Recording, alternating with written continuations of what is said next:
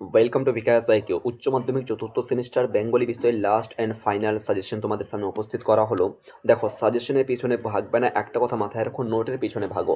একটা কথা আমার মাথায় রাখবে যে একটা নোটকে 10 বার পড়ো, 10টা নোটকে একবার পড়তে যেও না, বা একটা কোশ্চেনকে বারবার প্র্যাকটিস করো, বারবার প্র্যাকটিস করো, আর বিভিন্ন নোটকে একবার করে প্র্যাকটিস করতে যেও না। দ্বিতীয় যেটা কথা বলবো, এই যে সাজেশনটা আমাদের বিকাশের তরফ থেকে মক টেস্ট 2 অর্থাৎ টেস্ট পরীক্ষা নেওয়া হয়েছিল, এইতে পরে মাত্র 1 ঘন্টা 30 মিনিট সময় দিয়েছিলাম। তোমরা জানো তোমাদের পরীক্ষা কিন্তু 2 ঘন্টা 15 মিনিট হবে। 15 মিনিট তো এরকমই চলে যাবে এখানে রেজিস্ট্রেশন লেখা, রোল নাম্বার লেখা, এগুলো করতে। তো ওভারঅল আমরা 2 ঘন্টা মাত্র ধরেছি।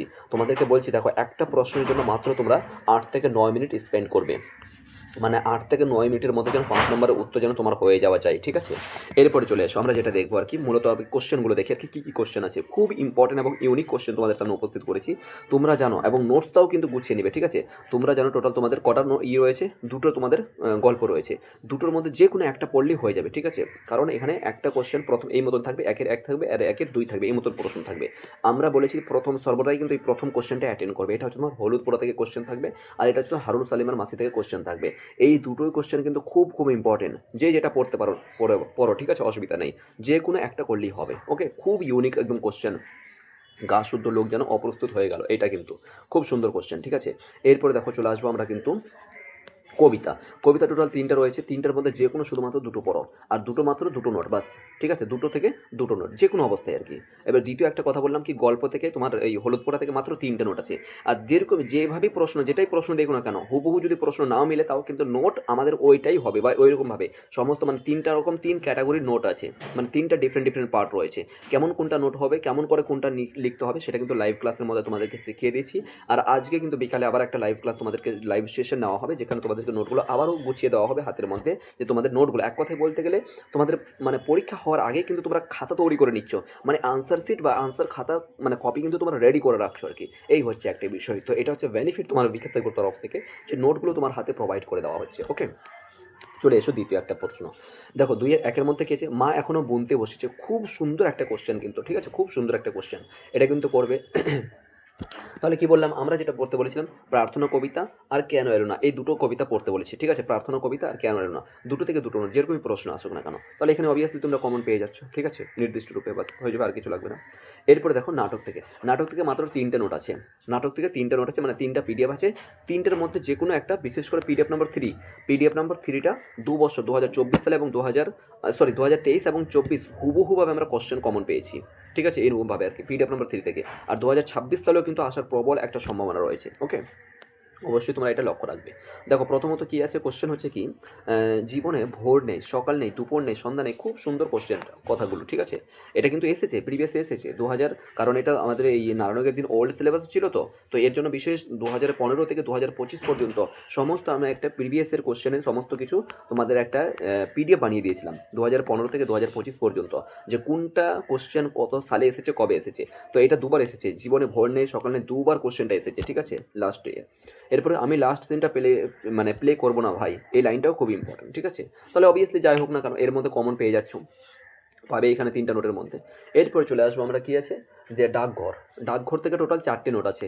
বারবার বলছি, ডাকঘর থেকে টোটাল 4টে নোট আছে। 4টের মধ্যে তোমাকে করতে হবে দুটো নোট, ঠিক আছে? দুটো নোট যে কোনো অবস্থায় কমন পাবে, প্রশ্ন যেরকমই আসুক না কেন, ঠিক আছে? ওইরকমভাবে 4টে নোট 4টা ক্যাটাগরিতে ডিভাইড করা হয়েছে, ঠিক আছে? চলো, কোশ্চেনগুলো কী কী আছে একটুখানি নজর রাখবে। বড় বড় হলে আমি রাজার ডাক ডাকঘর করা হব, ঠিক আছে? ডাকঘর করা হব, এই লাইনটা ইম্পর্টেন্ট আছে, দেখবে, ঠিক আছে? দই বেচতে বেচতে, এই লাইনটাও ইম্পর্টেন্ট আছে। অনেক কিছু শিখে গেলুম, এই লাইনটাও ইম্পর্টেন্ট আছে, ঠিক আছে? ওকে, বাইরে একবারে যেতে দিবেন না, এই লাইনটা দেখতে পারো, ঠিক আছে? দেখো, এটা মাদ্রাসার জন্য বা এটা স্কুলের জন্য এমনটা বলা যাবে না, ঠিক আছে? সিলেবাস একই আছে, স্কুল বা মাদ্রাসা বোর্ডের দুটো সিলেবাস কিন্তু সেম টু সেম আছে, একই সিলেবাস আছে। তোমরা কিন্তু অবশ্যই নোটগুলো শুধুমাত্র রেডি রাখবে, বাস, আর কিছু নয়। 4টা নোট রেডি রাখবে, 4টার মধ্যে দুটো নোট দেখে আসবে, বাস, স্কুল বোর্ডে এবং মাদ্রাসা বোর্ডে যে 4টা নোট দিয়েছি, ঠিক আছে? মুশকিলে পড়ে গেছে, এই লাইনটাও ইম্পর্টেন্ট আছে। প্রত্যেকটা লাইন কিন্তু একদম মডেল কোশ্চেন হিসাবে তোমাদের সামনে উপস্থিত করেছি, ঠিক আছে, ভালো করে কিন্তু লক্ষ্য রাখবে। এরপর চলে আসবে তোমাদের শিল্প সাহিত্য থেকে। শিল্প সাহিত্য, সংস্কৃত, ইতিহাস থেকে টোটাল তোমাদের 5 নাম্বার থাকবে। আর এখান থেকে তোমাদের করতে বলেছিলাম চলচ্চিত্রটা, ঠিক আছে, চলচ্চিত্রটা করতে বলেছি, কারণ দেখো চলচ্চিত্র থেকে টোটাল তোমাদের 4টে নোট দিয়েছি মাত্র, আর 4টের মধ্যে যে কোনো একটা কমন পড়বেই।